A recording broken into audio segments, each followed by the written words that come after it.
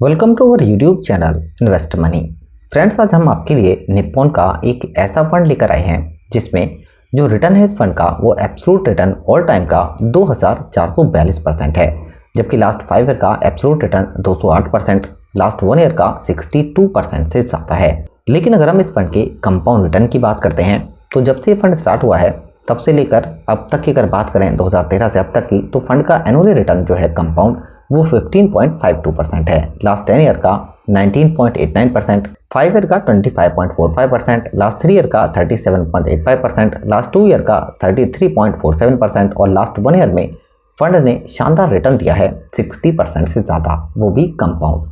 यानी कि फंड का रिटर्न ज़बरदस्त रहा है। लेकिन अगर आप इस फंड के अंदर एसआईपी के थ्रू सिर्फ 1560 रुपये मंथली निवेश करते हैं और आपको 15% का रिटर्न ही मिल जाता है, तो दोस्तों 7 साल के टाइम पीरियड तक अगर आप एसआईपी कंटिन्यू करते हैं तो 1,01,000 रुपये का इसमें आपको रिटर्न मिल जाएगा। और एसआईपी के थ्रू आप 1,31,000 रुपये का निवेश करके कुल 2,32,000 रुपये का फंड बना लेंगे। लेकिन 14 साल के अगर हम टाइम पीरियड की बात करते हैं तो इसमें यहाँ पर अब आपको रिटर्न मिल जाएगा।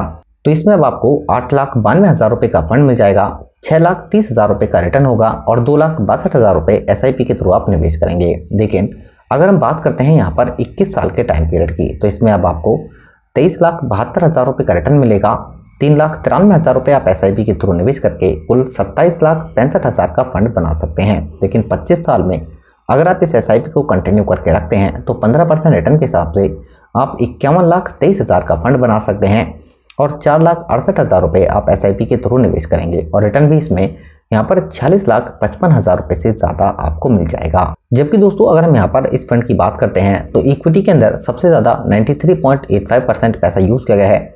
नंबर ऑफ स्टॉक की बात करें तो 41 स्टॉक हैं जिनमें पैसे को निवेश किया गया है और लार्ज कैप कैटेगरी के स्टॉक हैं 45% टोटल पोर्टफोलियो में, और मिड कैप कैटेगरी के 15.63% और स्मॉल कैप कैटेगरी के यहाँ पर 15.58% स्टॉक हैं जिनमें पैसे को निवेश किया गया है और अदर कैटेगरी के 17.44%।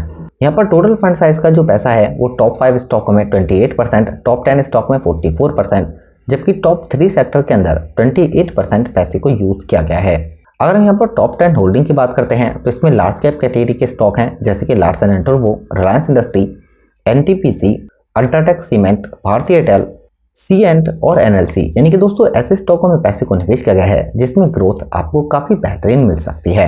यानी कि दोस्तों निप्पॉन इंडिया के इस पावर एंड इंफ्रा फंड के अंदर अगर आप लमसम पैसे निवेश करते हैं तो उससे भी एक बड़ा फंड बना सकते हैं, या फिर मंथली बेसिस पर अगर आप सेविंग करके एसआईपी के थ्रू निवेश करते हैं तो 1500 या 1600 रुपये मंथली निवेश करके भी एक बड़ा फंड बना सकते हैं। वैसे मिनिमम आप 500 रुपये एसआईपी से भी निवेश कर सकते हैं। ये वीडियो एजुकेशन पर्पज़ के लिए है।